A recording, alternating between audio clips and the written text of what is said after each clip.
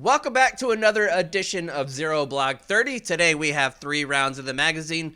Round number 1. There's been a lot of hullabaloo about Clarence Thomas and all the statues that go along with his super uber rich friend. We're going to talk about that a little bit because that story is absolutely wild.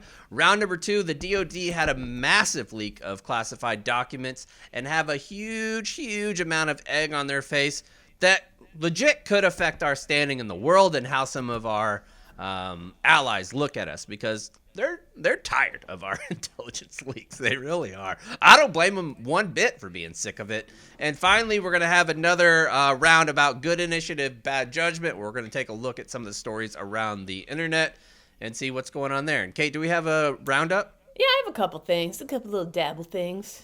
We'll have a roundup today, and I will do my best for the first time in 4 or 5 weeks to remember that we're going to do that roundup before kicking us over to save rounds and alibis.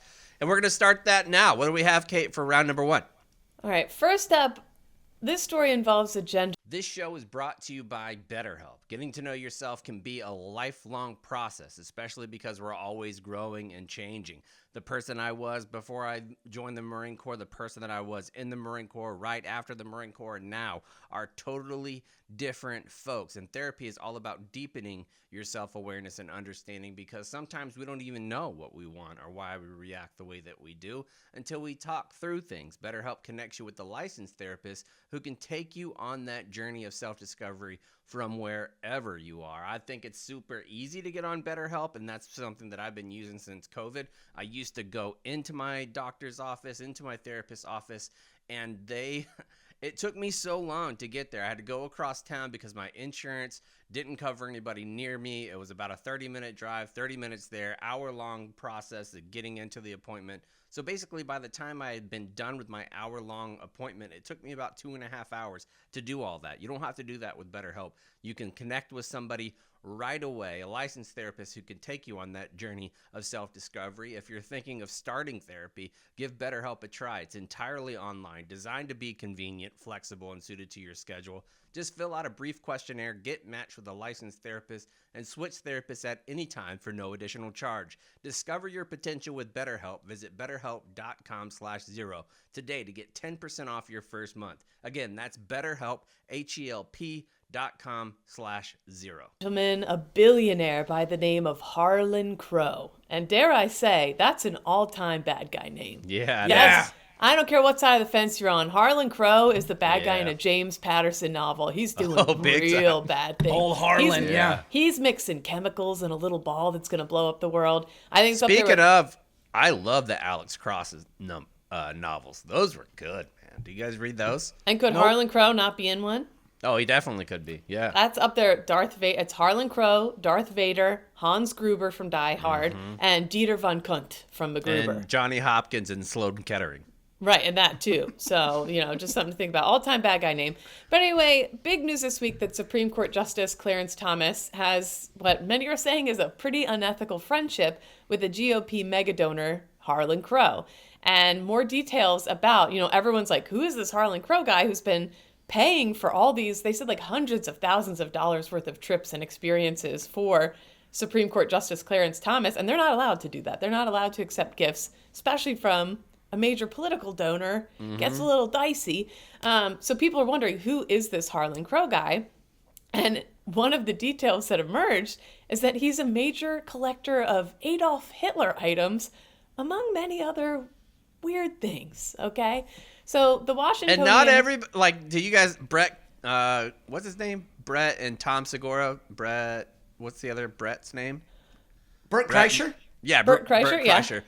Did you guys see that Tom Segura bought him Hitler's cup? One of Hitler's cups, yeah. For his birthday, he bought Hitler's cup. I think if you do that to fuck with your friend, it's totally different. It'd be like, what are you going to do with this It's totally different than this guy's insane library of Hitler artifacts. Yeah, so the Washingtonian on Friday resurfaced this old 2014 article by the Dallas Morning News where a tour of Harlan Crow's Dallas area mansion revealed the billionaire's historical collection, including a startling amount of Nazi memorabilia, a signed copy, here's a couple examples, a signed copy of Mein Kampf, signed by Hitler, a pair of the failed artist turned dictator's cityscape paintings, Nazi medallions, swastika embossed linens, and more.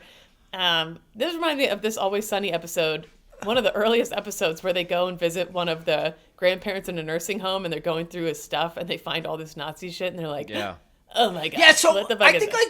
like you have to, like one cup, or like maybe your grandpa, fought in World War II, brought like one thing home. You have If one your thing. if your badass soldier grandpa stole something from Right, Adolf like Hitler, a pistol. Like so Right, many I people get- think yeah. having a Nazi pistol or whatever is cool.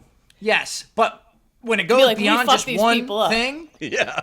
then it's a little weird when you got numerous artifacts of the Right. Nazi regime. Like you Yeah. bring home a helmet Yikes. that has a bullet hole in it or something Yeah. like that through the dome. I feel like that's a good thing to have up on the old mantle in your office.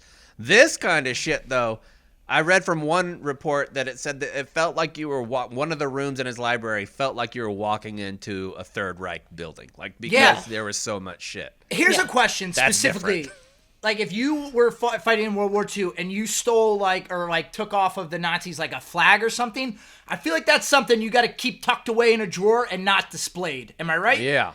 people Yeah, were said, okay. and so multiple different people who had been to his home talked about how shocking it was to, and these are people like on his side too, being like, yeah, and then you walk into that room, you've had a couple beers, and you're like, what the fuck is Yeah, I mean, right? because everything, Kate, I don't know if you saw the pictures, but down to like the cabinets that have like all the different plates and shit, like the napkins had swastikas that were like pressed into it. It was everything. And one, I had no idea that they branded everything. Like that's a lot of branding on That's a everything. lot of branding, certainly was. Yeah.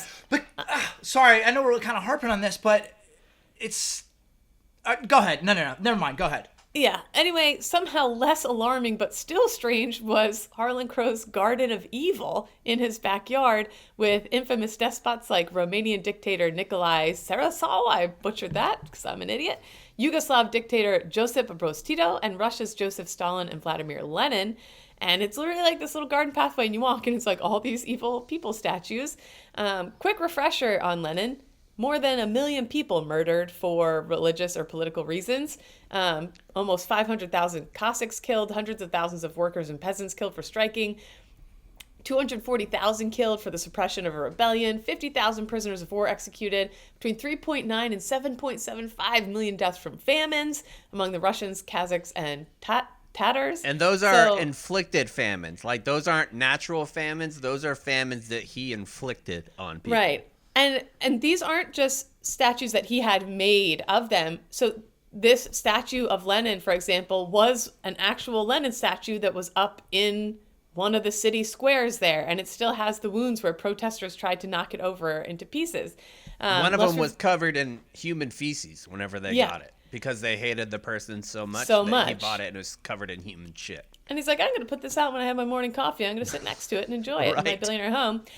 Stalin took power in the 1920s, killed at least 9 million people through mass murder, forced labor, and famine. But the true figure, experts say, could be as high as 60 million. I think that's hard to even comprehend how many people that is. Isn't there 12 million people in New York?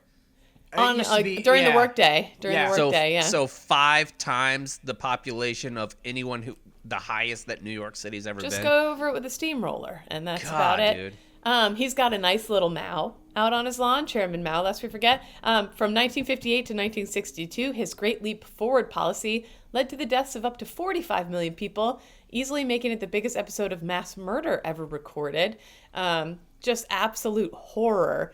And it's not the extent of the catastrophe that dwarfs earlier estimates, but it's the manner in which they died. Between 2 to 3 million tortured to death for like the slightest infraction. So when a boy stole a handful of grain in a Hunan village, a local boss forced his father to bury him alive.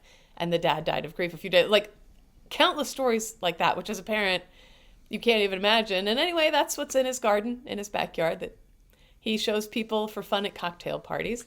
So Crow was reluctant to discuss his collection with the Dallas Morning News, but he did make sure... He did make sure to note, he's like, I didn't commission them. These were the actual monuments that resided in That's the public worse, squares. Yeah. That's worse. And he had them smuggled out of the countries where he purchased them for his garden oasis. And Worse. he said it was dedicated to man's inhumanity to man. Why do you have to have a dedication to Sure, that? Like Jan. I understand if you had like the Smithsonian. Like if the Smithsonian was like, we're gonna collect this and have a World War II museum exhibit. Like I'd be like, okay, that makes sense. Or that like dictators, like that makes sense. To have it at your personal house and to go to imagine the lengths that you have to go to get some of these statues. Like this isn't something that you do over the weekend on eBay. Right, which leads me to believe that there's part of him that supports what these horrible people did in some level. Well, it's bizarre to me, too. Like, I understand how people say, well, you can't just erase Confederate history. But there's a difference between preserving the history in the correct context and still having these Confederate guys as the centerpiece of a town square or having it as the highlight of your home. Yes. Like, there's a big difference. It's in Vast Texas, like, difference. So you have a statue of Mao that's covered in like Texas bluebonnets. Like, Yeah, it's a little weird. what? It's a little weird. I would have trouble having sex in that home, I'll say it. Yeah, or the I'd garden. have to shut the window. Anyway, while Crow's vast historical collection... 23-year-old Kate walks in to Wouldn't be able- billionaire She's walking Harlan right back Crow's out. house. I'll He's say walking it. right back Take you out. to the Garden of Evil. Harlan Crow, billions of dollars. I wouldn't be able to get wet in that house. Okay. That was very graphic. Yeah, seriously. My pussy would be dry as a top of a mouse statue on a hot August Texas day. I'll tell you that. Anyway, while Crow's vast historical collection does boast plenty of impressive items, because he's also got signed documents by George Washington and Christopher Columbus and Winston All Churchill. fine. All fine. Christopher Columbus, what a great guy. Monet paintings and other noteworthy non-fascist things. So he's got That's very cool. Like Christopher Columbus, he did some bad shit too. Lots of people he killed as but well. great boater if you're into boating. True. Very Anyway, nautical. it's jarring because apparently if you're in there, it'll be like a document signed by George Washington, a beautiful Monet painting, and then literally right next to it, a painting by Hitler. Like he mixes the Hitler stuff just in with everything else. And like I said, context, pretty important. Maybe whatever. All right. So on a scale of 1 to 100, what do you think the odds are that one of W's paintings of like cats and dogs are in there too? Oh, I bet there's some. I bet there's one as well. I bet he's got my one. pathetic ass would like one. Would I say what you will? Maybe that makes me a Harlan Crow. I don't know, but I wouldn't mind a little George Bush W? painting me. What if you could get W to paint Spork? I for the right price, yes. I would too. I'd commission that in a Say second. what you will. Maybe maybe I'm starting to understand old Crow. I mean, Anyways, imagine that conversation piece. Somebody walks in and above your mantle, you got a George W. original. That's a pretty awesome. good conversation starter. Absolutely. Good Absolutely. conversations. Maybe he. Kate, maybe, why are you squirming like that? That would be such a bad thing. I don't understand. Well, I'm an awkward person, but maybe he's got social anxiety issues, and this is just he needs like a powerful icebreaker. Like, whoa, you got a lot of Hitler stuff here. You know what's Well, I also got this W cat. Kind of balances it out. it out. A visitor to Crow's home told the Washingtonian, and this is what I've been saying, it would have been helpful to have someone explain the significance of the items. Without that context, you sort of just gasp when you walk in the room. So No, anyway, but I think even with the context, it's too much stuff. My guy, Mr. Crow, Harlan, it's too much have Nazi one cup. stuff. One cup, Yeah. everybody knows the rules. Once you start going into multiple items, Yeah. because one thing you could stumble across, and you're like, hey, I found this in a thrift store. It was too cool for me to pass up. It's a piece of history. Well- Going over and smuggling statues out so you could put them in your rose bushes is fucking weird. I Yes. did a deep dive on Nazi memorabilia in the U.S. and at As a one lot does. of at Yeah, a lot how's of that for these, your Google search history? They said go to pretty much almost any like gun and ammo show, and there will be tables legit just selling Nazi stuff. And then it made me think, if I ever needed a buck, could I start making my own that looked real and just sell it to these yuppies? But that's wrong. That'd be a bad thing to do. But that on Anyway, the record, Kate considered making Nazi memorabilia. fake Nazi memorabilia to steal money from Nazi collectors. Oh, good point, Kate. And So then you're I would kinda doing donate a good thing portion there. of it to something Yeah. good. Anyway, but there's a huge, real weird market for it. Oh, yeah. I was listening to this podcast about this guy who went to tour a home, And it turned out to be him and his wife were searching for a home. And I'm making this up. Say it was like in North Carolina or something. And it turns out it was the home of the local police chief, which he didn't know until later. But they get to one of the rooms in the home, and it was basically like a KKK history museum. All this KKK stuff displayed, and him and his wife were black. They were African American, and they were like, there was no context. It was literally like a KKK shrine type thing in here. And he's like, what the fuck? And when he found out it was the town's chief of police, he was like, double what the fuck? Yeah. And the chief of police is like, I can have whatever I want in my home, blah, blah, blah. It's about preserving history. And it's like, no, that's weird. That's like a Family Guy It's fucking skit. weird. Yeah, I swear to God, I'll have to find the pocket, whatever. Anyway, Not only obviously- that, Kate, but they have people in, I don't know if you read it, there's a bunch of news articles about it a few years ago where so many German soldiers and high-level German officers moved from Germany to Argentina. Yeah. And they had like they found all of these different boxes that were like personal letters from Hitler to these people, like thanking them for their service and shit. Like, you find that stuff in the weirdest places. I ain't having a library full of that. Guaranteed. No. Has bad Never. juju, as they say. But anyways, obviously photos of this Garden of Evil are making the rounds on the internet. And this editor for the Dispatch replied, "It's not a tribute to evil or something to be mocked. It's an attempt to commemorate the horrors of the 20th century in the spirit of never again. Harlan Crow is deeply honorable, decent, and patriotic. He's not the straw man Clarence Thomas haters are trying to make him." And Judd Apatow responded, "Yeah, we all do that. My serial killer statue garden serves the same purpose. Sometimes I go out there and sit with Bundy and Manson and think about how killing people is bad. It's a helpful reminder." And I think that's the general sentiment. Yeah. That it's We don't like- need to be reminded. We didn't never want this to happen again. I don't need to be Definitely told not that. with statues. Yeah. Anyway, if you guys had to have a Garden of Evil, what statues are you putting in them? So I'll go first, and then we'll go around. So Yeah. first up for me, the guy who shot me. Yeah. That's number absolutely. one for me. Yeah. That's fair enough. Okay. That's a good one. Kate. For me, number one, Hasbullah. This was shocking to me. I was a huge fan. Loved the guy. And then a video came out last week of him abusing his pet cat. And as a mother to a cat. And then all these other stories are coming out about he's not the guy everyone thinks he is. He's a mean boy. He's a mean man. And that really betrayed my trust. So Hasbullah. Okay. That's a good answer, Kate. Cons? Thank you. My first one, I'm going Paul Johnson, the old coach of Navy, just because he tormented me and my entire Army football brotherhood for many, many years. So, Fair. Paul Johnson. That's a good answer. My next one, King Joffrey from Game of Thrones. Good one. I fucking hate that guy. And I was on the record when that show was happening that season that I hated Joffrey more than the guy who shot me. So he's definitely on the list. For me, it's the old man therapist that I started doing telehealth with during the heart of COVID when I was I very remember alone, This guy. who told me that maybe if I started wearing makeup, I'd feel better about myself. Those were almost his He exact needs to be. words. He You needs just to be gotta- put out. He got to be put out there in the Garden of Evil. I can picture Yeah, every wrinkle in his just- little face. Just I was- cover up all those deep emotions with very superficial things. I was That's always shook. how it works. I was telling him about some self-esteem issues, and he said, honey, it's your looks. I said, that didn't help at all. It's not your Yikes. intelligence. It's not your wit. That's your your face. your face. Yeah. Anyway. Your face is disgusting. It's a He problem. Said, he said, bitch, you're busted.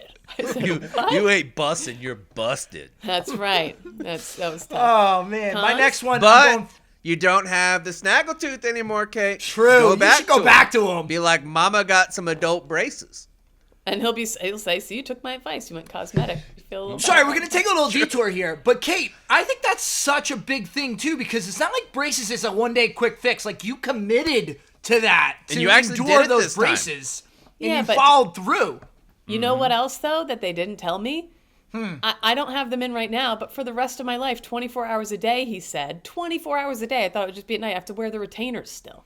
Nah, you could get another For the 10, 15 rest years of your before life? anything's moving. Yes, he gave me 500 effing dollars.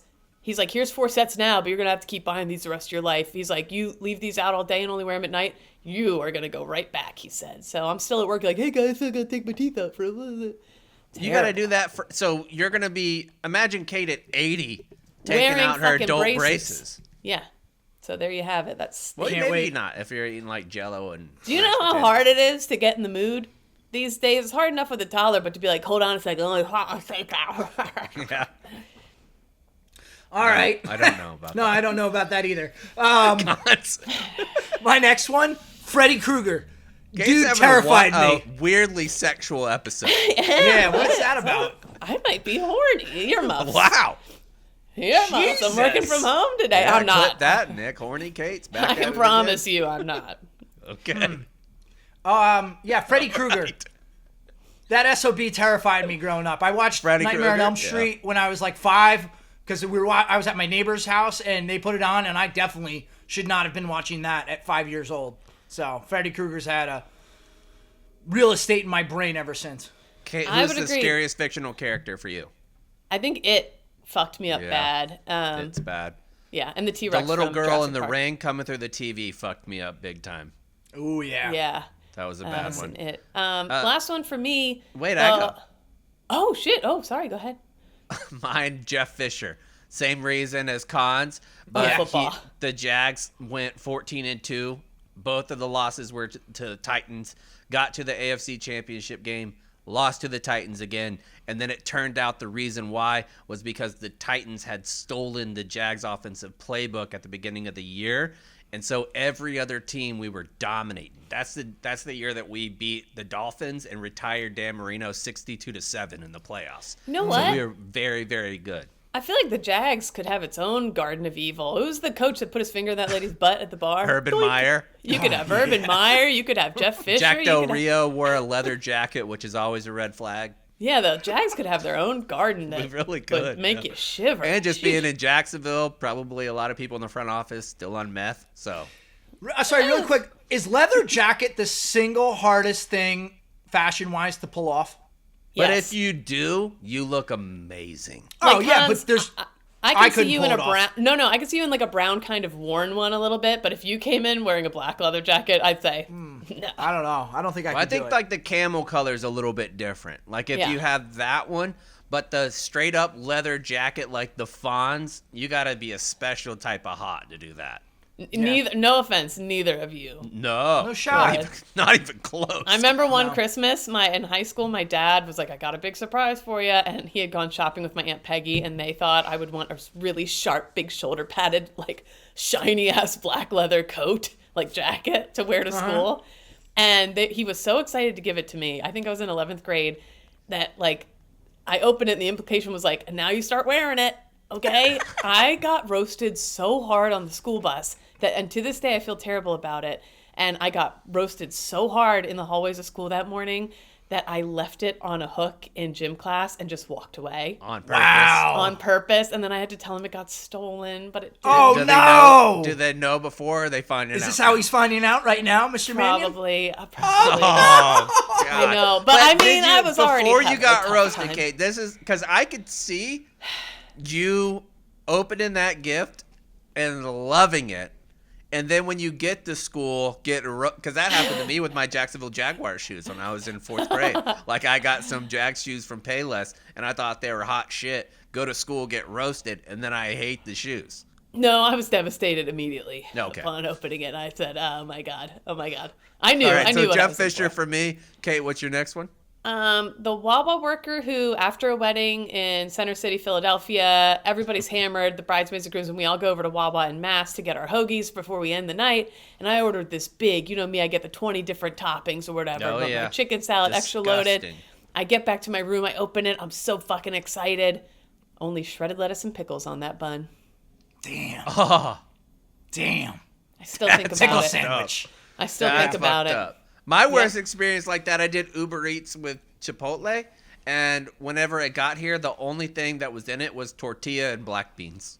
I was enraged. And imagine if you had been hammered. Like, there's a level when well, you're I don't know hammered. if Yeah. I noticed hammered. Like you just pull it out. No, and but start you have shoving it in your such face. high hopes for your food showing up, and then your food shows up, and talk True. about a Yeah. letdown. It feels I take like- my response back. You guys are absolutely right. Thank you.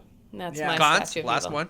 My last one is the coach, soccer coach in 3rd grade who cut me from the travel soccer team, which ultimately set me on the path for football. So it worked out, but still, I can't, I have a hard time let that picturing you go. dealing with getting cut from something. Yeah. Oh, no. Because you're a guy who I are. feel like succeeds. Yeah, it was bad. I remember my God. crying like a little baby back What in a third grade. loser. Oh, Well, yikes. the biggest part about it, it wasn't even so much about not playing soccer anymore. It was like that all my friends made the team and I didn't. How do you deal with that as a parent? Oh, I just remember makes me bouncing nervous. between my mom and dad that night, going back and forth and them like comforting me. And then I swear to God, this is how it happened. That week, we're driving in the car. We're driving by like the town hall. And this is back in the day when they would put like the different letters on the town hall sign for like updates and announcements. And it was like football signups. And I said to my mom, hey, can I play football? And she went home, asked my dad, and they're like, yeah, sure. Started playing football. There's the rest of my life. Did your son not make the pussy ass soccer team? We got something better. Oh, that's not real football. This is America. This is Come fucking over to America. you American or not? And I Yeah, bet but Big Al gave great pep talks about that. Like, we don't have to, we're going to move on. We're going to do great things. It's not the end of it. I bet Big Al was Big doing Al was good cool dad as hell, shit. 90s Very dad. sports dad. Yeah, he was a great coach too. yeah. My cleats were always sparkling white. He would clean my cleats before every game. It looked like I had new cleats for every game. Nope, they were just cleaned. I love See, that. my dad was drunk all the time and living in the back of a ranchero while I was trying to fish and squirting WD-40 into my eyes. So I had a different experience. I'm sorry. Yeah, me too. That would have been cool if that didn't happen. I'm about to cry. We're going to have a crying episode. If it makes All you right, feel let's any move on. better, my dad was great. And I threw out his leather jacket he got me. Yeah, glad that you guys are both like, oh, my dad listened to the episode. My dad listened to the episode. Where for the first 5 years of this show, your my dad dad's- was he was mute, He's living in a dead. nursing home. So, Your dad's not here anymore. no, yeah, he's dead. So, Oh. Anyway. all right, Next let's move on round. to round number 2. Today's show is also brought to you by Simply Safe. Who's planning to do some spring cleaning this year? I am. Are you ready to dust those hard to reach places? Clean this out, that closet out, especially with moving. I'm going to have to be doing all that kind of stuff. You know the one. Here's my advice. Clean your house and then protect every inch of it with Simply Safe Home Security. I recommend it to everyone. Simply Safe is designed with a cutting-edge technology that's backed by 24/7 professional monitoring.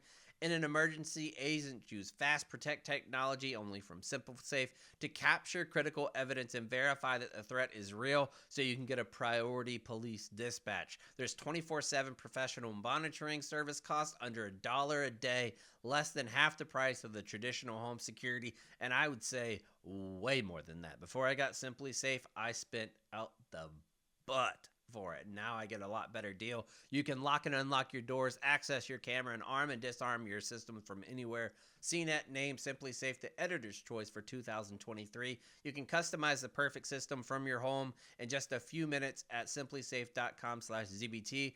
To go today and claim your free indoor security camera plus 20% off your order with interactive monitoring. That's simplisafe.com/ZBT. There's no safe like SimpliSafe. Your So dad I'm is not- big time dead. Yeah, so I'm going to just kind of Sorry. explain this instead of going through the sheet of what happened, the reason why I was upset about this. So John Kirby is the press secretary for the intel community, basically. The Not to be National Security confused with the Council. Kirby who sucks things up and puffs them out at the video game.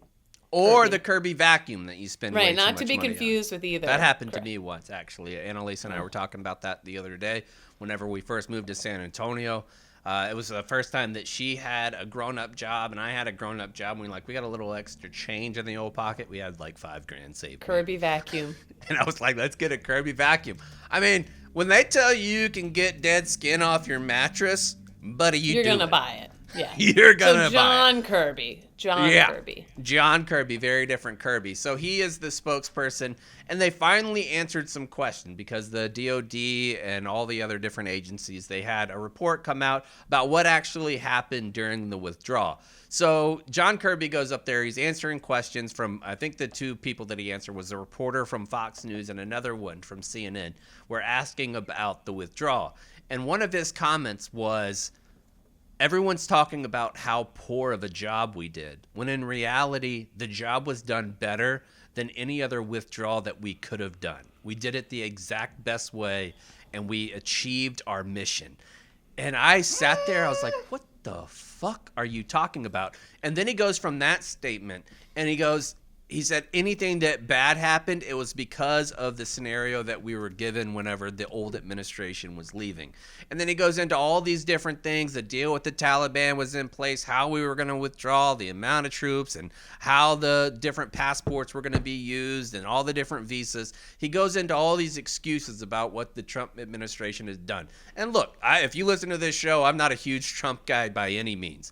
But when you're the president of the United States, and that is the position that you held, you either go in there and change the agreement and tell the Taliban to fuck off, that that's not the way that we're going to do it, or you don't complain about the way that you did it. Ultimately, you're the one that pulled the trigger. You're the one that initiated this withdrawal, even if it was done by the administration. Because how many times administration come in and be like, this Obamacare, for example, Obama leaves office, Trump comes in, they want to get rid of it. That happens all the time when the new executive is there. So the idea that he couldn't change it from what Trump said and what the Trump administration does is fucking nonsense across the board. Just stupid. Yeah, I'm sorry. I just can't keep picturing him saying all that, like, oh, that was the best we could have done. And I'm just thinking of Tim Robinson. You sure about that? You sure about that? You sure about that? Well, mostly my brain John goes Kirby to, comes out there, I can't stop drinking wine. I don't know the inner workings enough, but the more I've been looking into the failures of the State Department across the board the entire time, especially when it came to what caused the bulk of this chaos at the gate, was the lack of preparation that they had like a decade to do to help the people we promised would get out. And we didn't do that. And that created the clusterfuck at the gate that left 13 Americans and hundreds of Afghans brutally murdered in the street. And not to mention everything else everyone went through. It was a massive failure across the board, too, by the State Department. And just a horrible gag of fuck lack of oversight, but whatever. But anyways, that guy deserves to be fired, too. John Kirby, I don't usually call for people to be fired. Every time he speaks, I'm like, what the fuck is this guy talking about? Yeah. I have no idea what he's saying, and everything that it seems to be a lie. Like, he comes across as a huge liar. And press secretaries across the board, their entire purpose is to make whoever they're talking about look good. But when it's so clearly a lie, own it. Like, own some of it. And just I think, once. too, like, I think people would be surprised at because I feel like when they deny it, both sides are like, you're, fuck you. And I think what so many of us on whatever side of the fence you're on, like, I'm desperate for accountability. I'm desperate for someone to get up there. If Biden and Trump and Bush and Obama all got up on a stage and held hands and say, oh, we fucked it up, I'd be like, Yeah. oh, what a little relief off my chest. Thanks for saying that. You sure did. Y'all did. It would just be such a relief for me to hear somebody stop passing the buck and be like, boy, did we fuck up. Boy, Right. were we made a lot of us made a killing off that, didn't we? And we fucked up and that was bad. Anyway, And that's right. private PFC level shit. Like, owning what you're supposed to do, taking responsibility for your actions. But that seems to stop at the rank of colonel. Like, once you're over the rank of colonel, you are no longer responsible for any of your actions whatsoever. Because how often do we see somebody with a star getting relieved? Like, it's not that common. And it never happens for battlefield incompetency. Like, that doesn't happen. It's usually for drunk driving or I fucked my secretary type thing. Yeah. Speaking of higher ups getting away with battle incompetency, everybody go Google the latest Duncan Hunter story, and even James Mattis and higher level ranking people giving a pass to a friendly fire incident that killed Marines and left many permanently injured for the rest of their lives, and no accountability. And they lied to the families for years. I'm rambling now. This is a totally different segue I'm going on. But just Google Duncan Hunter and news, and you'll find the latest on that. Wow, what I was going to say is really Crazy so much veteran Kate going off here. I'm just rambling now. with in the military examples you gave and in politics too, it's not so much about taking accountability. It's always like, all right, if we say this, what's the fallout going to be? It never just stops at like, hey, let's just take accountability. It's like, all right, if we say X, what is that perception going to be, and what's the backlash going to be and the response going to be, instead of just owning it. And I think that would go such a long way. I think people would be pleasantly surprised if they just own their mistakes. The American public, by and large, might be like, all right, yeah, okay, I got it. Yeah, and Crazy. they also know that they're going to be playing the telephone game essentially, Yeah.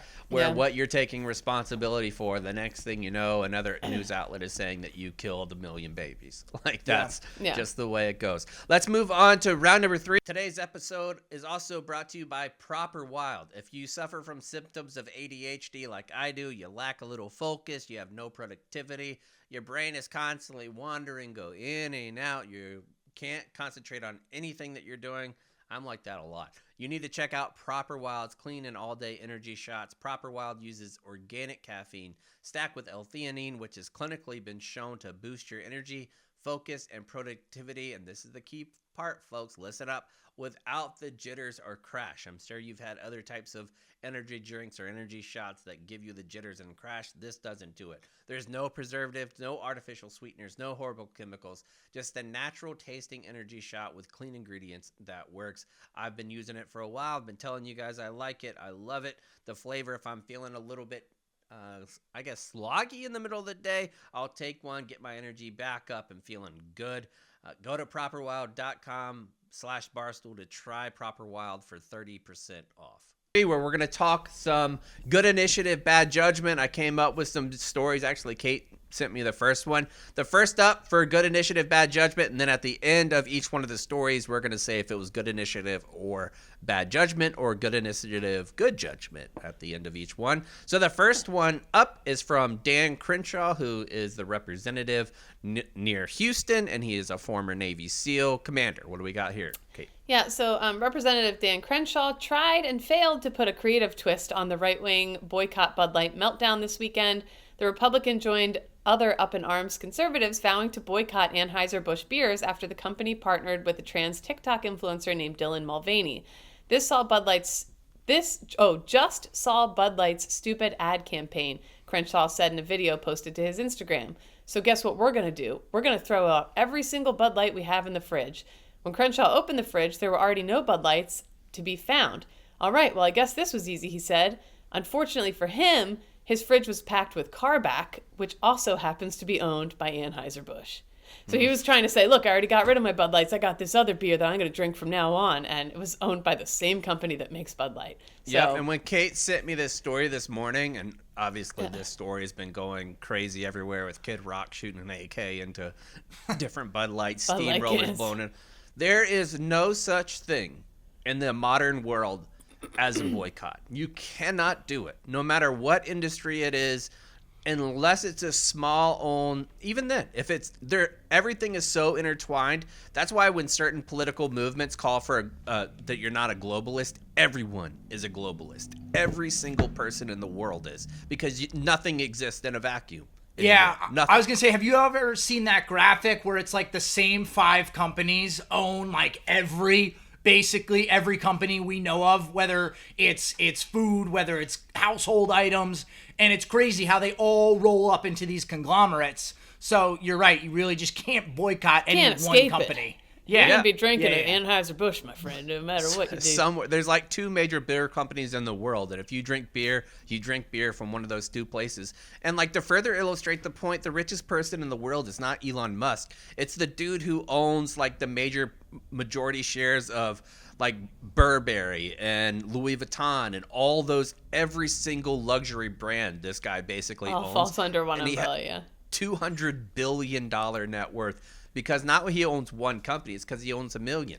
Like Elon Musk with Tesla, with SpaceX. So many things are intertwined. Yeah. The batteries that come from there. You cannot boycott anything in America and have it be successful. I remember it being like, Dad, when I was in the Marines out in California, my dad came to visit. I was like, Dad, you have to try this craft beer. It's amazing. They put an orange slice on it. It was Blue Moon. I thought it was like this. Yeah. I thought it was like this unique. And it turns out it's not Anheuser-Busch. It's like. Have you guys ever heard of the thing called a Hefeweizen? Yeah. I was like, Dad, this is going to blow your mind. And it was whatever. Anyway. You ever heard of a shanty? I'm going to say bad initiative, bad judgment on that one. Yeah. Whatever. I don't understand all the fallout from that. Like it's a beer can, dude. Grow the fuck up. Like, you see something and you're initially like, oh my God. Like, it doesn't make a whole lot of sense to me. Cons, what do you think? Good initiative or bad judgment? No, what Kate said, both. Because it's just stupid. It's performative. Yeah, it's exactly. performative. That's the perfect word for it. It's all very performative. And it's not just this movement, it's so many other different things like banning books. Like, what are we doing? I don't know, dude. It's crazy. Did Anyway, you see there was one book that was banned? I think it was in Virginia. And it was about an enslaved person who had been freed. The middle school was named after this person who became like a big-time poet. The name escapes me.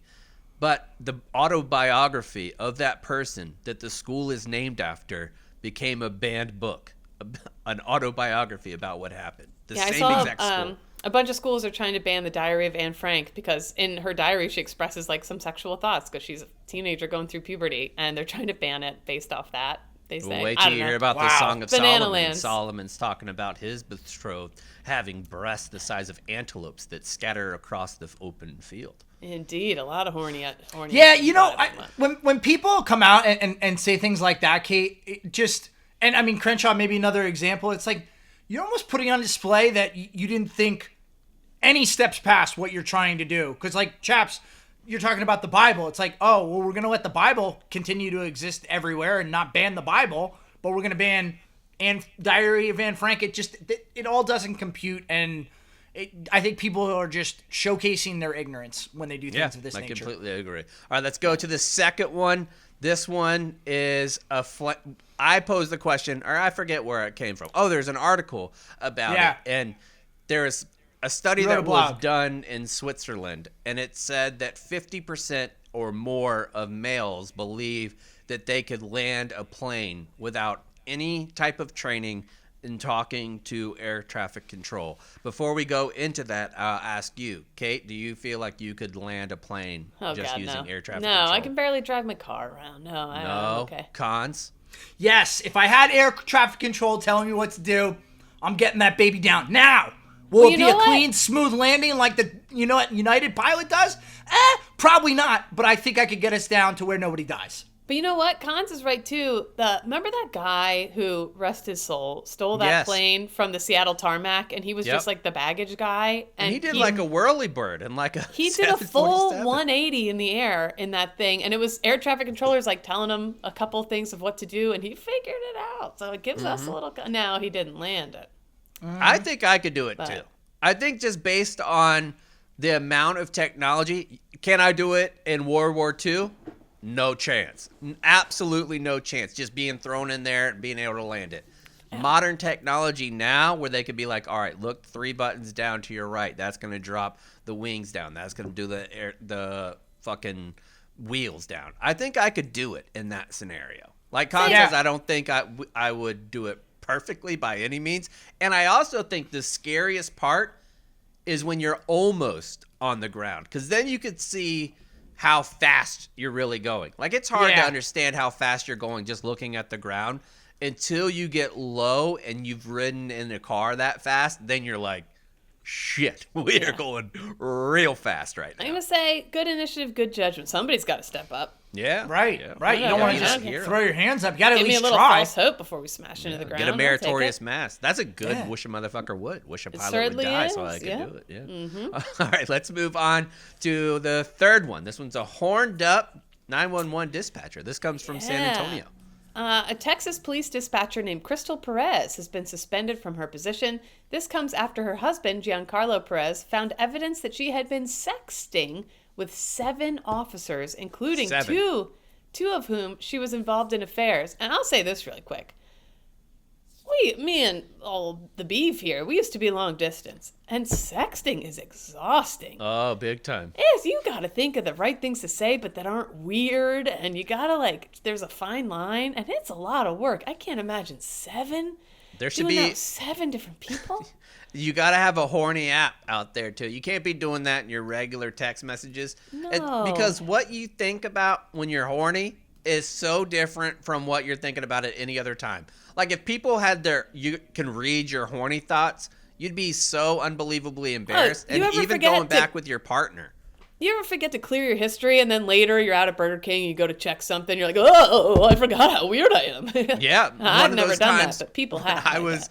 Annalise and I were on our way to our honeymoon, and I opened up my laptop, and we were long distance too, and she had sent me some suggestive pictures. And whenever I plugged my phone in, you remember how it used to be People could on see it, Mac, yeah. like you plug it in and the photos would pop up. So the photo thing popped up, and it was like Annalise full out naked, and I was sitting on the aisle seat, and I didn't see it at first. Like I looked over and talked to her, and she was like, Shut your thing, everyone can shutting see. your thing up. She's like, my tits are out. I'm like, Well, sorry. This lady, Crystal Perez, was doing Oh, this, sorry. sexting 7 different officers while she was on duty working as an overnight dispatcher at You almost said dick sucker. overnight dick sucker at the She's Bexar out here County sucking Sheriff's dick. Office in Not that there's Antonio. anything wrong with that. Yeah. Yeah, she's currently on unpaid leave. Their conduct, apparently, according to the investigation, was found to be egregious enough to where we would issue those proposed terminations. I would also say, though, I bet in the room where they had to go through these texts and the evidence, they were howling. I bet they're, because, well, I mean, look at the Maroon 5 lead singer, how everyone was roasting him for his sexting that was so just lame and goofy. Like, oh, I want to fuck you so bad right now, blah, blah. Anyway, I bet that was a hoot to go That through. Ray Allen one. Oh, yeah, that's classic. That's a bad one. But I actually looked into it because it's here in San Antonio, and there are some Facebook posts that shared some of God. the explicit text. Do you guys want to hear? I'll just read one. Just give us one. Kate, you might need to plug your ears. Okay. Because it's something. Are you guys ready? Yeah. I don't even know if I want to read this out loud because it's That's bad. If you don't want to Yeah. read it, it's giving that's me probably some bad. pause. You guys throw your hands up whenever you're ready for me to stop. Okay? Here we go. What if I then told you to start masturbating and I licked my head slowly while looking into the eyes? And she said, it drive me crazy. This person says, what if I told you to make me come on your tits and rub my cum into your pussy while you clean the rest of my tip? I want to see you take your hand and rub my cum over your tits Sorry, I'm just and finger yourself thinking about it. I'm thinking about Maybe Lennon, thinking so I don't about have to that. think about this. Maybe. Please About stop. Lennon. I'm thinking about Really Chairman hard. Chairman Mao. Lennon, Please Lennon, stop. Lennon. All Stalin, right, so Stalin, is that Stalin. good initiative or bad judgment? Bad initiative, bad judgment. I agree, I would Cons. say good initiative, trying to keep up morale, bad judgment. Maybe bring in cupcakes. Yeah, some of those text messages, and that was probably the cleanest one of all of them. Yeah, that's tough. Imagine being that person's spouse and somehow you come across these. Like, because it's one thing, it's obviously awful to find out that your significant other cheated on you in any way, shape, or form. But to find out they cheated on you with 7 people, and then you see a line that says, rub my cum into your pussy. Ugh. Just unbelievable. Bad initiative, bad judgment, Yeah, I that's believe tough. on that. All right, let's move into the news roundup. Kate, what do we got here? Welcome back. This segment of Zero Block 30 is presented by the one and only nicotine pouch that's helped millions achieve change, and a lasting one. That's Zyn nicotine pouches. What makes Zyn so special? Well, it's made with only 6 simple ingredients, up to 1 hour of nicotine satisfaction. 10 different flavored pouches, unflavored varieties, 2 different strengths. Plus, Zyn is the only nicotine pouch that offers a risk-free trial and a robust rewards program. There you go, get your savings in there. So whether you tried to make a change before or you're just getting started, Zyn's got something new to make the change feel a little bit easier. A lot of options there. If you're a smoker or dipper looking to switch over, you know there's a lot of options when it comes to nicotine satisfaction, but there's only one Zyn. Find your Zyn online or in a store near you at zyn.com/find. That's zyn.com/find. Yeah, a couple quick things. Shout out to me for remembering. Thank you. Yes. Yes, you did. Military.com, Jeff Zuzilowitz, I always butcher his name, and Irene Lowenson, they work together on this article for military.com where everyone's talking about what's causing the recruiting drop-off. Like why all of a sudden it's like this sharp drop-off in recruiting. And a lot of people were like, oh, well, it coincides with the end of the war in Afghanistan and how bad that went. And others saying, oh, it's because the military's too woke now. And other people are saying it's, well, all the kids are fat and blah, blah, blah. Like everyone has their different reasons. So these two actually went to the recruiters themselves. They went out into the field in all different cities all over the place and talked to the actual recruiters from the different branches, and overwhelmingly they had an answer that hadn't been heard yet. And do you guys know what it is? Yeah, I think it's that MHS Genesis, the way that they look into different Yes. type of medical shit. They can find out if you had ADHD and all that stuff. Yeah, so Genesis is this program that was first used by MEPS starting like, I think 2020, like right when the drop-off started. They coincide together. And recruiters are saying it's hindering recruiting big time. They say Genesis has ended their applicants' ability to gloss over or knowingly ignore minor medical issues like past use of ADHD meds, inhalers, all sorts of stuff before signing up. And I don't know how it is on the officer side, but when you go enlisted, your recruiter's like, be honest, you can tell me everything. So like I told mine, hey, I'm a party drug enthusiast who had a little bit of a nose pierce thing going on. I've smoked marijuana a bunch of times. I have a minor arrest under my belt for a little drunken public resisting arrest. Okay, I have a little bit of that. And I fractured my spine playing rugby. Mm-hmm. He All told of which me, would be disqualifying in and of themselves. all of which would be disqualifying. One, because I had done my community service. It was really difficult to find my arrest record. He looked into it. He's like, I couldn't find it, so I think we can just, he's like, never mention it and let's hope for the best. I said, all right, bet. As for my enthusiasm for party drugs at the time, he said, never speak of it again, dumb idiot. I said, okay. And I Yeah, didn't. because how are they going to tell that you did coke before? They can't, and that was fine. But the third thing, my spinal injury could have been an issue. And he said, hey, that page of your we don't have to include it. And nobody can look it up anywhere. It's fine. It's gone. Never speak of it again. And guess what? I did 5 great years in the military, had a great time, did the best of my job, and I was fine. With this new system, there would be no way for me to avoid None. any of my big-time rugby injuries, any of the things I had gone to before. You cannot hide that stuff anymore. And all of these recruiters, they all spoke under pseudonyms. They said, like, hiding a lot of this stuff is the only way we get these recruits. One recruiter said, he's like, I had 30 different recruits. Only one of them was clean as a whistle. Yeah. But because of before, he said previously, I could have gotten almost all of them through with just a little like, shh, let's keep it under the rug. But because of this Genesis system, you cannot do that anymore. You don't have like goody two-shoes that want to enlist. Like a majority of people that enlist are not, I mean, definitely in our branch are not squeaky clean. Like, But also that's too, not like, the way that it goes down. Look at how many kids are on ADHD medications and all sorts of medications for stuff now. And that's like, so once one recruiter straight up said, now that Genesis exists, we can no longer hide things. And basically they're saying that we're screwed. And like high-level enlisted leaders and officers would be like, well, the standards are the exact same. We don't understand what's going on. And recruiters have been like, because people were lying. Like they were lying right. to get in. And not only this, like a lot of times there's so much paperwork, there's so much stuff. It's easy to hide things and get things lost in the sauce. Yep. Genesis vacuums up the entirety of your medical history, and that's civilian medical records, hospital visits, prescriptions, and it flags them as a big bright red flag right away. So there's no hiding it, there's no getting around it. But you know what else with that? That assumes I went to the hospital and got that thing taken care of. There are probably plenty of things that happen to people medically that they just never go to see a professional about that would probably be disqualifying even before all this. I'm talking about, you know, when they would lie to get people in. There's probably tons of things that never Football came to light. concussions. A lot of times those aren't documented. Like you'll just be like, okay, you don't need to go to the doctor. Just sit out for a little bit. And like I had asthma, 3 concussions in high school that never got, like, I know Right. now that they were concussions. At the time, I never even came out of the game. And that But might also, be something too- going into it that if West Point had known, they'd be like, Yeah. no, you can't enroll here Right. because you have multiple concussions. But also, too, like, look at the 3 things that I said that I had that would have disqualified me.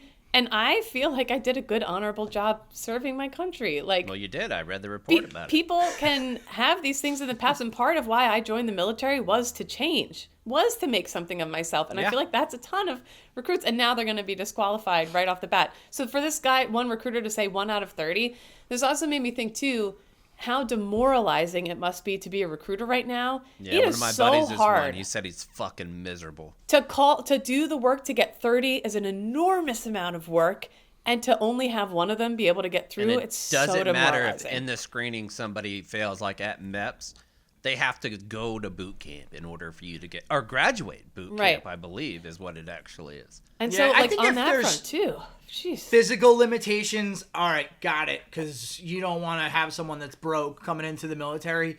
But who you were isn't always a one-for-one who you can become. Right. That's Hate, the point isn't it? for a lot of us. There's the example. Like, Yeah, exactly. Like, you know what? Military set me straight, got me going on the right path. Yep. Don't deny that for a lot of people. Exactly. What's the next one, Kate?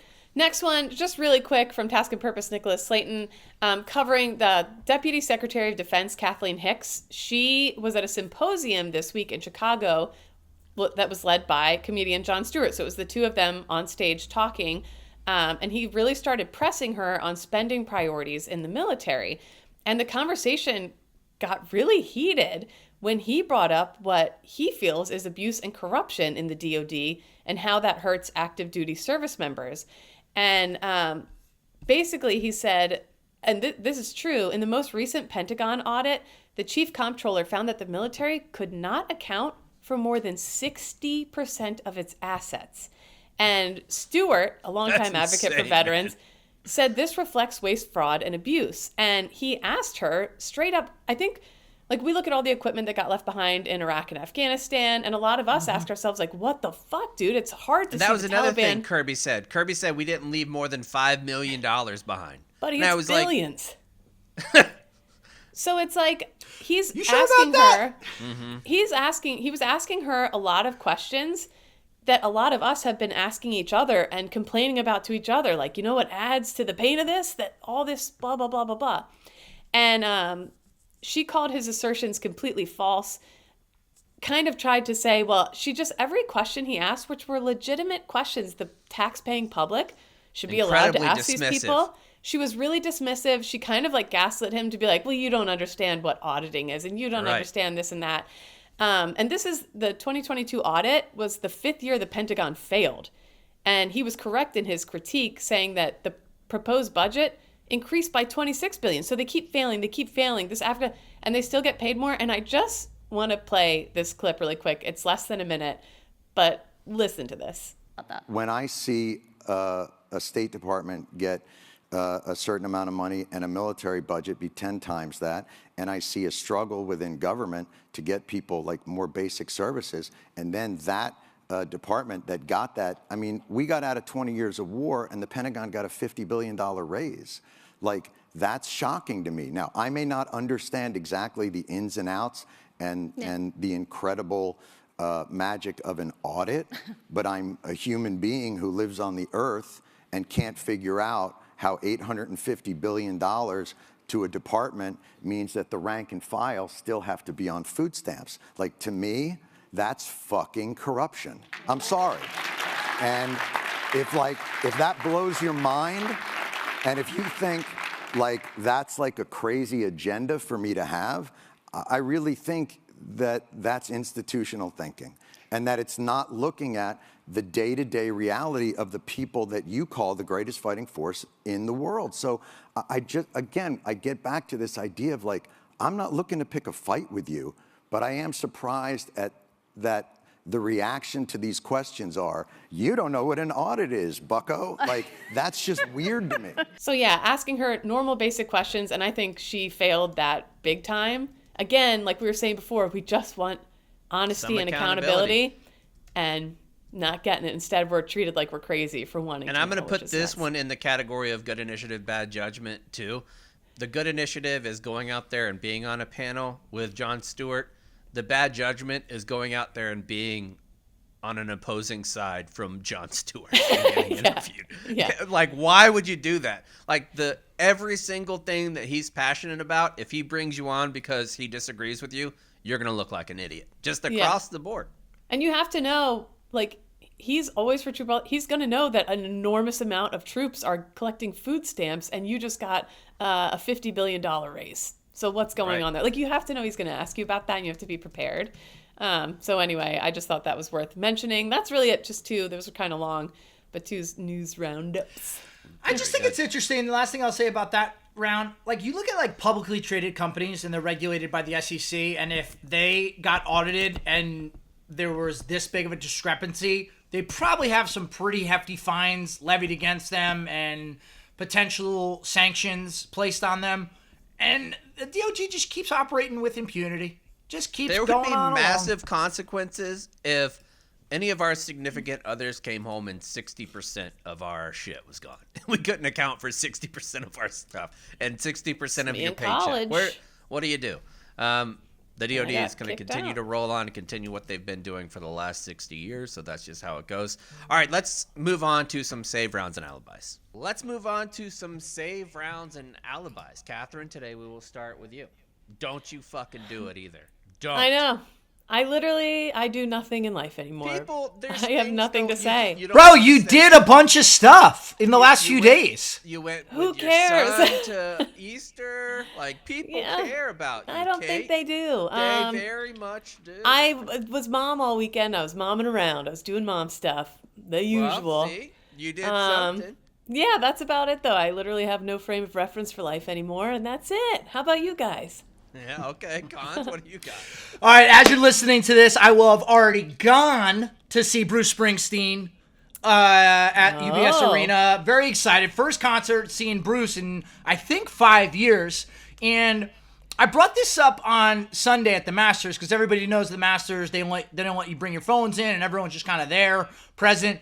And I said I would love to see this more at concerts. Like, put your phone away. No one's watching that 3-minute long video that you just Right. posted. No video of a one concert cares. has ever looked good on social No one media. No one cares. I'm not there. I don't care.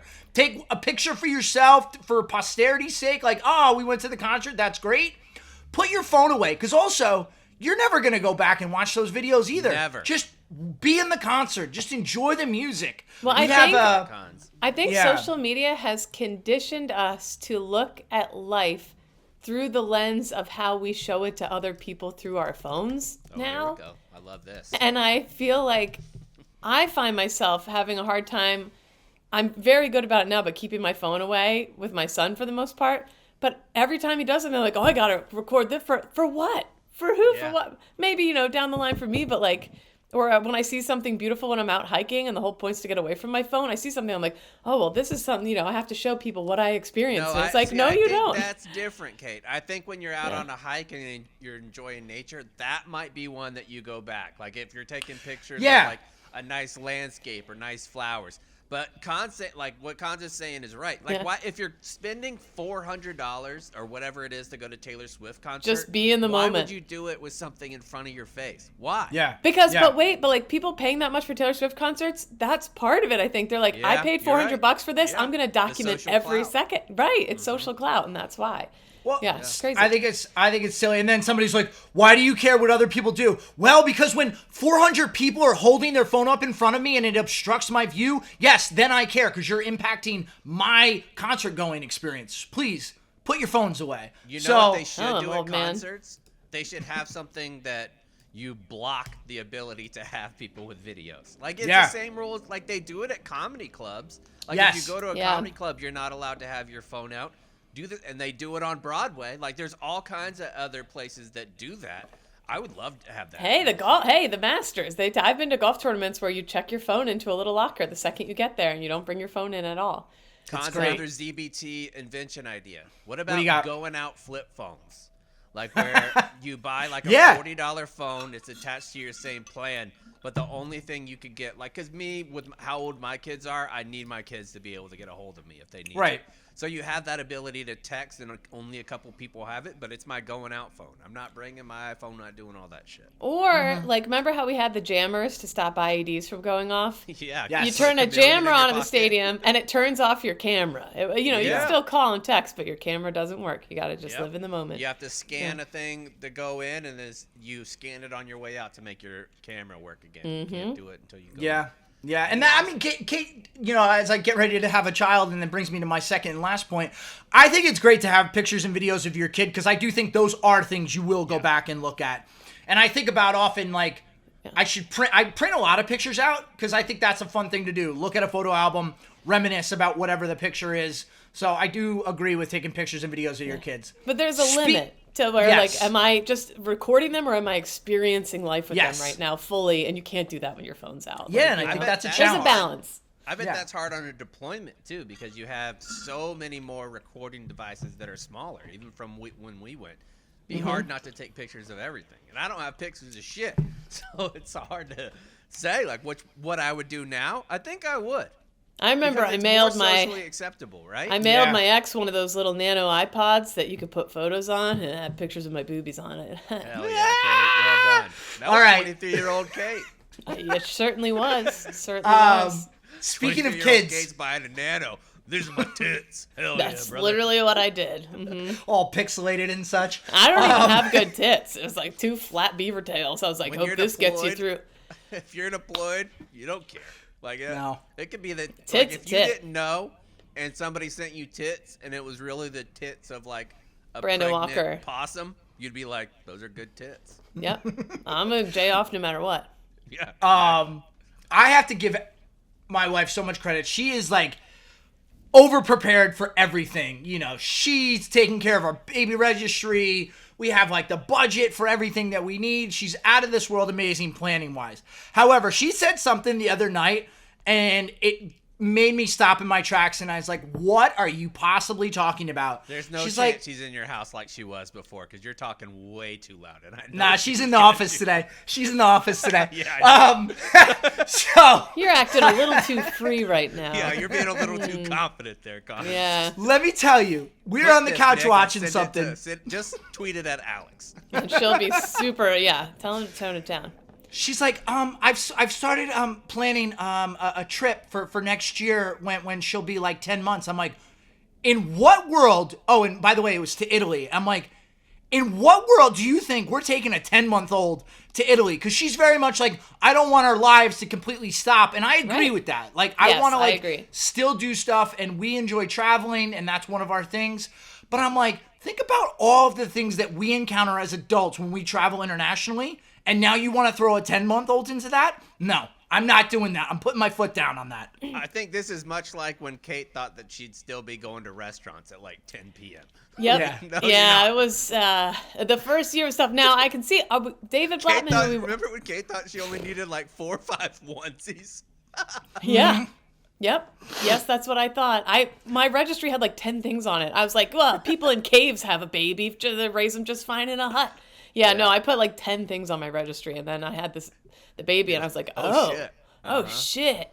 But I would say after, because David Blattman, who we work with, just took his like 2-year-old and 4-year-old to Amsterdam for a long weekend, and it looks like they had a blasty blast. Me, I barely made it to Arkansas alive with my son. So who knows? It's to each their own. Potato, I don't know. potato. 2 and 4 is very different from 10 months, though. Yes, I Very agree. That's different, tough. yeah. That's tough. But I I think just think you need the comforts of your home when you're 10 months old versus 2 and 4, you can get by. Even Sentiment's the idea there, of taking, though. Yeah, it is. And taking bottles, and even if you're using formula, like having to go and tell the flight attendant, hey, do you have any hot water that you're normally using for the coffee? Then you have to go to the bathroom and get a bottle of water, mix that with the super hot water to make sure your formula is going. And doing that, going to Japan, fuck, man. Yeah. It's crazy. I don't even want to get on a plane. I don't even want to get on a plane with it's my not as bad child. as you think. Despite the viral videos, everybody generally comes together to help you, I have found. Yeah. And I've Yeah. had some rough flights, and people are very good. So I say go Chaps? to Italy. We'll I see. don't really have a whole lot. I am very excited. I think at this point, most of the listeners know that Kate and I are moving to Chicago. Yep. And one of the things that I have to do is get my house ready for sale. And even though I only moved in here 18 months, there's always something that you have to do because my pool house got flooded during the winter time. And so you guys know, like the ZBT group chat, I feel like for a good couple weeks, I was like, this is going to cost me $3,000. This is going to cost me $2,000 over Yeah. and over and over. Yeah. The handyman came today. All the different projects I need to do, just labor. $500. He said That's he not paid bad. for. No, when he said Wow. it was like when you go in to get a car and they're like, yeah, we'll knock a couple grand off. I didn't expect that at all. I legit thought I was going to have to pay $3,000 plus materials. Now, So does only that spending emasculate $200 is you? Great. Does that emasculate you at all that he's like, oh, all this is easy. I could do it for $500? Absolutely not, because it's coming out of my pocket. Like, Yeah, I yeah. I've worked hard enough where I feel like I can pay people to do that, so I have no problem doing it at all. And I think I do have the skills to do a lot of this stuff. Like, it's just drywall. It's like doing long time tools. I do have a basic skill set of tools now. I just don't want to. I don't have the desire to do that. Well, here's the other thing about doing all of those projects. They take time, right? Yeah. And it's like, if I wanted to hang drywall, like, I don't know if that I could, but I'm saying, like, maybe you have some basic knowledge of certain things.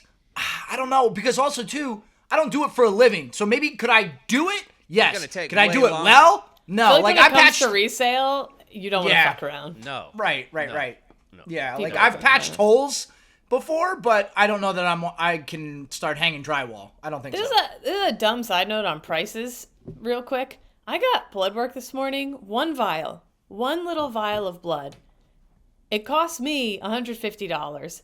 That was after insurance. Guess how much getting one vial of blood? Guess how much it costs? How much? $2,000. $1,550. God, dude. What? We were talking about this in the group chat too, like looking at health outcomes from different countries. The United States are the 52 major countries in the world that are the major economic countries in the world. We come in at 43rd. It was crazy. At first, I was like, the lady saw my face. The world can't keep their people healthy. When she was like, "That'll be 150," my like jaw kind of dropped. I was like, "What?" And she was like, "Well, look at this." She made me stand up and look at the screen. She's like, "It could be worse. This is over $1,000." I was like, "What? Okay, here's my card." Do you remember how much your bill was at the hospital when you had cash? It was almost $40,000. Fucking insane. And I ended up paying almost, probably overall from all the appointments the whole way through, probably around between $7,000 and $10,000 out of pocket. Yeah, it was a lot. Town. It was crazy. Yeah. Crazy town. But he was an Upper East Side baby, so. True. That's very advanced, so that might yeah. Bigger brain. So. Yeah. Heavier baby. They should make, I already don't like wherever this is going. Sometimes I can hear something click in your brain and I think, no. Mm-mm. What is it this time? Go ahead. Say what you're going to say. What do you think? I want to hear what you think it is. Something with weight and how smart and dumb babies are and their brain weight. Okay. I was going to say that they should price them out like apples. Like babies are by the pound. Like if you have, because think about all the issues. If you have a preemie baby that's like 4 pounds, there's going to be all kinds of stuff you got to do to fix that kid up. But if it comes in at like 8 pounds, you got a pretty healthy fella or lady on your hands. You can pay up because you got the, you can pony it up. That sounds great. Submit that idea. All right, well, that's it. It's on the retreat.